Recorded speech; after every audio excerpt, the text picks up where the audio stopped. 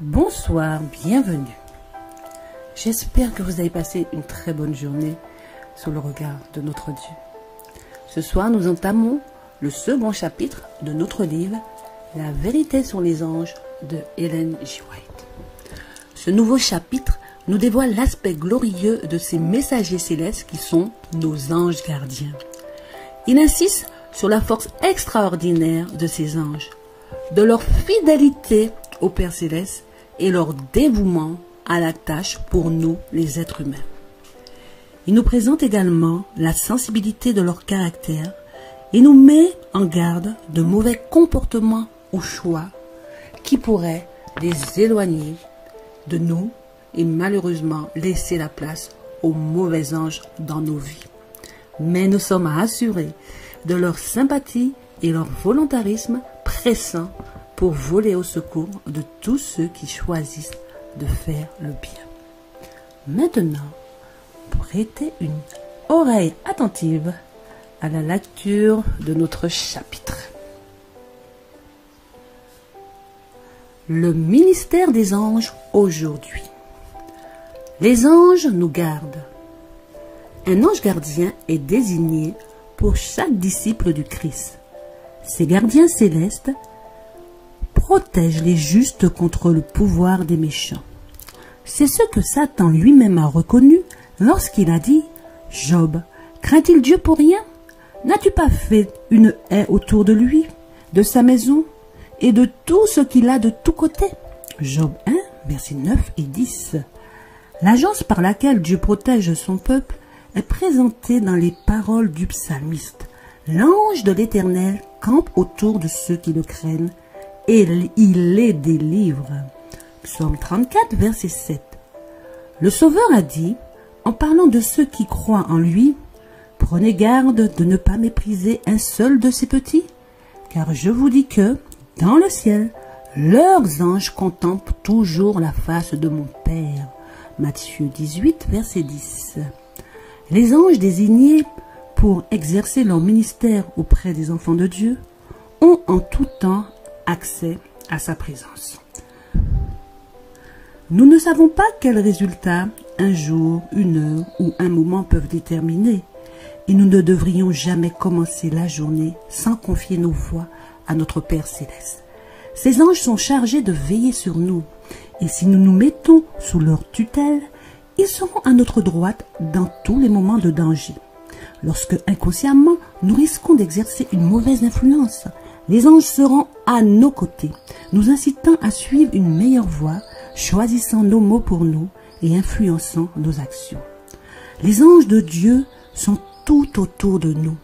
Oh, nous voulons le savoir ces choses, et craindre, et trembler, et penser beaucoup plus à la puissance des anges de Dieu qui veillent sur nous et nous gardent que nous l'avons fait jusqu'à présent. Les anges de Dieu sont mandatés par le ciel pour garder les enfants des hommes. Et pourtant, ils, les hommes, s'éloignent de leur influence restrictive et vont là où ils peuvent avoir des communications avec des mauvais anges. Oh, que nous puissions tous obéir à l'injonction de l'apôtre que nous trouvons dans 2 Corinthiens 6, versets 17 et 18. Je lis. « C'est pourquoi sortez du milieu d'elle et séparez-vous, dit le Seigneur. Ne touchez pas à ce qui est impur et je vous accueillerai. Je serai pour vous un père et vous serez pour moi des fils et des filles, dit le Seigneur Tout-Puissant. » Les anges sont envoyés pour servir les enfants de Dieu qui, physiquement, sont aveugles. Les anges gardent leurs pas et les sauvent de 1000 dangers qui, à leur insu, jalonnent leur chemin. Je devais écrire aujourd'hui sur le Christ marchant sur la mer et calmant la tempête. Oh, comme cette scène s'est imprégnée dans mon esprit. La majesté de Dieu et ses œuvres ont occupé mes pensées. Il tient les vents dans ses mains, il contrôle les eaux. Des êtres finis, de simples taches sur les eaux larges et profondes du Pacifique. Nous étions aux yeux de Dieu. Et pourtant, ces anges du ciel ont été envoyés de sa gloire excellente pour garder ce petit voilier qui se baladait sur les vagues. Les anges impliqués dans la vie familiale. Le Seigneur est servi autant, sinon plus, par le fidèle travailleur à domicile que par celui qui prêche la parole. Les pères et les mères doivent réaliser qu'ils sont les éducateurs de leurs enfants. Les enfants sont l'héritage du Seigneur et ils devraient être formés et disciplinés pour former des caractères que le Seigneur peut approuver. Lorsque ce travail est effectué judicieusement, avec fidélité et dans la prière, les anges de Dieu gardent la famille et la vie la plus banale devient sacrée. Avant de quitter la maison pour le travail, toute la famille devrait être réunie et le père ou la mère, en l'absence du père, devrait implorer Dieu avec ferveur pour qu'il les garde toute la journée. Venez en toute humilité, avec un cœur plein de tendresse et avec le sentiment des tentations et des dangers qui vous guettent, vous et vos enfants. Par la foi, attachez-les à l'autel en implorant pour eux la sollicitude du Seigneur. Les anges gardiens gardent les enfants qui sont ainsi consacrés. Les anges de Dieu, des milliers et des milliers, nous gardent contre le mal et repoussent les puissances des ténèbres qui cherchent à nous détruire. N'avons-nous pas des raisons d'être reconnaissants à chaque instant? Reconnaissants même lorsque des difficultés apparentes se dressent sur notre chemin. Les anges de Dieu veillent sur nous. Sur cette terre, il y a des milliers et des dizaines de milliers de messagers célestes mandatés par le Père pour empêcher Satan d'obtenir un quelconque avantage sur ceux qui refusent de marcher dans la voie du mal. Et ces anges qui gardent les enfants de Dieu sur la terre sont en communion avec le Père dans les cieux. Nous devrions mieux comprendre que nous sommes la mission des anges.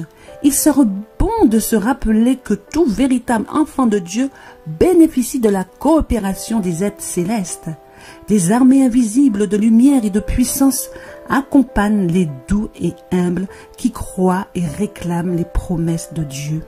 Les chérubins et les séraphins, ainsi que des anges d'une force exceptionnelle, se tiennent à la droite de Dieu. Tous, esprits tutélaires, envoyés pour exercer un ministère en faveur de ceux qui seront les héritiers du salut. Les anges éclairent nos esprits. Dieu appelle ses créatures à détourner leur attention de la confusion et de la perplexité qui les entoure et à admirer son œuvre. Les corps célestes sont dignes d'être contemplés. Dieu les a créés pour le bénéfice de l'homme et tandis que nous étudions ses œuvres, les anges de Dieu seront à nos côtés pour éclairer nos esprits et les protéger des tromperies sataniques. Les agents célestes surveillent ceux qui cherchent à s'éclairer. Ils coopèrent avec ceux qui essaient de gagner des âmes au Christ. Votre ministère auprès des malades est un processus épuisant qui assécherait progressivement les sources mêmes de la vie s'il n'y avait pas de changement, pas d'occasion de se divertir et si les anges de Dieu ne vous gardaient pas et ne vous protégeaient pas. Si vous pouviez voir les nombreux périls à travers lesquels vous êtes conduits chaque jour en toute sécurité par ces messagers du ciel, la gratitude jaillirait dans vos cœurs et s'exprimerait sur vos lèvres. Si vous faites de Dieu votre force, vous pouvez, dans les circonstances les plus décourageantes, atteindre une hauteur et une largeur de perfection chrétienne que vous pensez à peine possible d'atteindre. Vos pensées peuvent s'élever. Vous pouvez avoir de nobles aspirations, des perceptions claires de la vérité et des buts d'action qui vous élèveront au-dessus de tous les motifs sordides. On m'a montré votre péril de médecin et on m'a montré aussi votre ange gardien vous préservant sans cesse de vous-même, vous empêchant de faire naufrage de la foi. Mon frère, élève l'étendard, élève-le et ne te laisse pas atteindre. Mon frère, élève l'étendard et élève-le et ne te laisse pas abattre et décourager. Les anges nous aident à faire le bien. Apprenez à faire confiance à Dieu. Apprenez à aller vers celui qui a le pouvoir de sauver. Dites au cher Sauveur ce dont vous avez besoin. Celui qui a dit « Laissez les petits enfants venir à moi et ne les interdisez pas » ne rejettera pas votre prière. Mais il enverra ses anges pour vous garder et vous protéger des mauvais anges et vous facilitera la tâche pour faire le bien. Ce sera alors beaucoup plus facile que si vous devriez essayer par vos propres forces. Il se peut que tu te sentes un jour comme ça. J'ai demandé à Dieu de m'aider et il le fera. Je veux faire le bien par sa force. Je n'affligerai pas les chers anges que Dieu a désignés pour veiller sur moi. Je ne prendrai jamais de mesures pour les éloigner de moi. Si vous vous efforcez de supprimer toute mauvaise action tout au long de la journée, les anges de Dieu viendront habiter avec vous. Ces anges sont des êtres qui excellent dans la force. Vous vous rappelez comment l'ange est venu au sépulcre et que les soldats romains sont tombés comme des morts devant la gloire de son visage? Et si un ange pouvait agir avec une telle puissance, comment cela aurait-il été si tous les anges qui sont ici avec nous auraient été présents?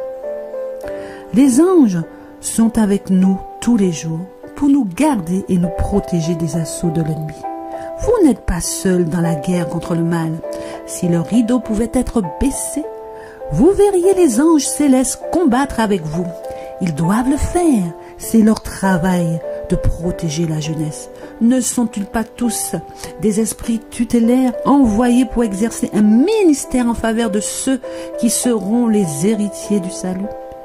10 000 fois 10 000 et des milliers de milliers d'anges s'occupent de la jeunesse. Je suis très reconnaissante d'avoir pu visiter votre école maintenant à Oakwood College. Pendant des années, j'ai fait ce que j'ai pu pour aider les personnes de couleur. Et je n'ai jamais trouvé le travail aussi bien commencé dans aucun endroit que je le trouve ici à l'heure actuelle. Dans toutes vos expériences, rappelez-vous que les anges de Dieu sont à vos côtés. Ils savent ce que vous faites. Ils sont là pour vous protéger. Ne faites rien qui ne puisse leur déplaire. Au fur et à mesure que vous travaillerez et qu'ils travailleront, cette école deviendra une terre consacrée. Je voudrais entendre comment vous réussissez. Le ciel tout entier s'intéresse aux gestes que vous posez. Faisons tout notre possible pour nous aider mutuellement à obtenir la victoire. Vivons de telle sorte que la lumière du ciel puisse briller dans nos cœurs et nos esprits, nous permettant ainsi de saisir les trésors du ciel. Les efforts d'anges pour les perdus.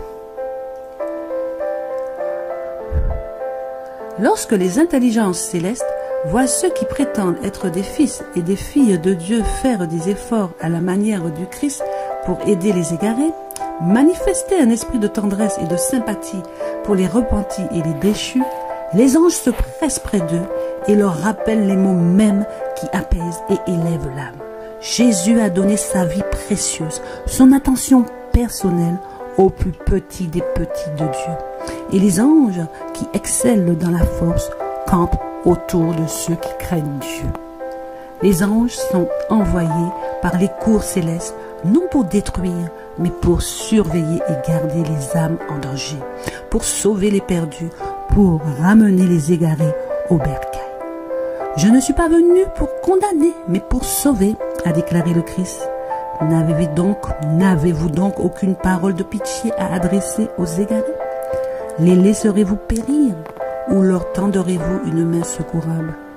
Autour de vous, il y a des âmes qui sont en danger de périr. Ne les attirerez-vous pas vers le Sauveur avec les cordes de l'amour? Ne cesserez-vous pas vos reproches et ne prononcerez-vous pas des paroles qui leur inspirent la foi et le courage?